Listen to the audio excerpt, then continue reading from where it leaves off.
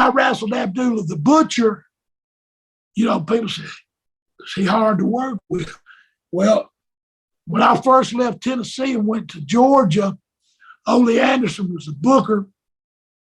So anyway, I drove down from Nashville, but my mom, my little brother, and a friend of hers come down to watch and see because, you know, we used to go to Chattanooga and you'd watch Channel 17 on TV. You could see it after we got through wrestling. We'd go eat. You'd be on TV come down and we'd say, yeah, boy, you ever make it to Georgia? That's that big time wrestling. So anyway, boy, I thought, man, I'm on my way to the big time.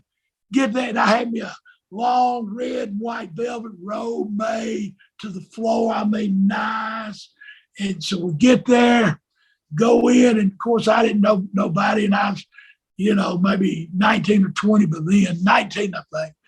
And so I didn't know nobody to talk to or nothing. So I went in the dressing room, and everybody nice, introduced herself and everything. And of course, all the, hey boy, what's your name? I'm Tommy Rich. He said, oh, okay, you're working with Abdullah. And then, not how you doing, fuck you, nothing. You're working with Abdullah. He's going to beat you in 30 seconds. You're going to get juice. And Tony Atlas is going to come down and save you. Well, Jerry told me if I got down there and had any problems, he'd call me and I'll get you back home, get you out of it. You come back home. I thought, damn, this is awful quick. I had to call him. But I said, no, I ain't calling him. So we went out there, did the deal, went out and did it, and come back. He said, thank you, kid. He said, I'll give that back to you one day. I thought, yeah, right, you will. And so about a year and a half went by, and we was at the Omni on Thanksgiving night. And Wahoo was supposed to wrestle Abdullah in the main event. Well, Wahoo and Ole always was fussing and fighting. They both stubborn. So anyway, Wahoo quit. The day before the show, Wahoo quit. And he did, and he thought they was going to beg him to come, you know. I don't know what the deal was, but anyway, I think at the end of the day, Wahoo, kind of like a kid, thought they was going to talk him, beg him to come back or whatever, and they didn't. So, you know, you got to be there an hour early.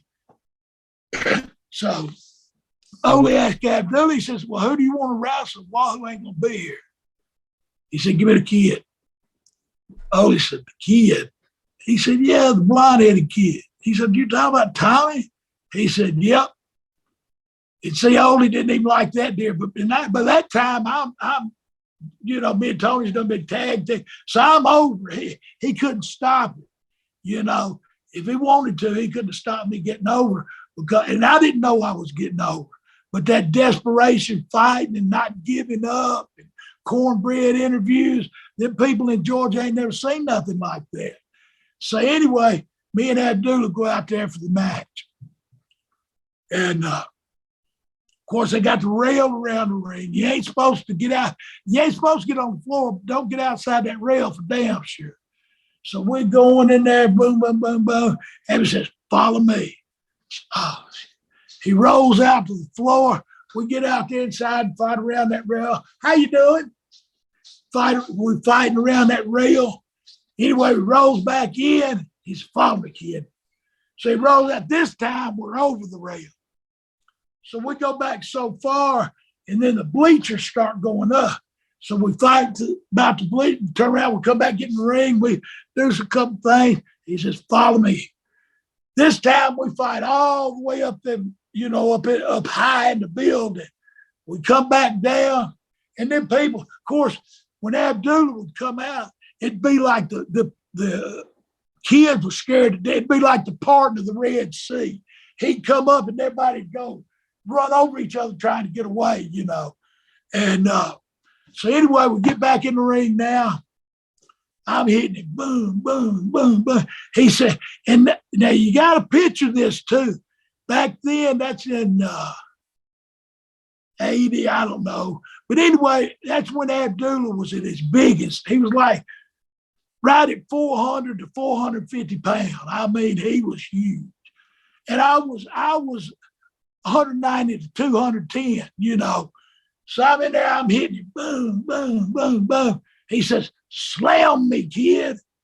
Boom, boom, boom. I didn't even rest. Boom. He said, I said, slam me. I said, Abby, I said, I can't slam you. And you know, you see no high spot where the heel goes to slam the baby face, but he blocks it, and then the baby face slams the heel. I thought he was going to do a reverse on me.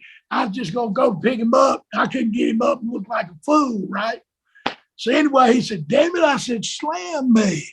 I went down and got him, and I went up with him, and he was as light as I was. You'd have never known. I mean, I had him. I'd have been, I'd have thought, if I'd have got him to here, I'd have thought I'd have been lucky to just drop him. But he was, I mean, I had him up holding it. People went, wow. But then when I slammed his big butt, hit that ring, and that whole crowd just went, oh, sound, I get goosebumps. A sound, I ain't never heard nothing like that. And I'd wrestled in that army. Never heard that sound before. Now, they may have heard it again, but I doubt it. But Abdullah the Butcher, he was a man of his word. He made Tommy rich that night. You know, after I slammed him, I was here, I was there. You know, it was over the top, and then it's just off to the races. So he would, you know, a lot of people take different stories about Abby. Like I said, he told me that, and at 18 or 19, you thinking, I probably will never even wrestle this guy again, you know. But anyway, but he sure was a man of his word.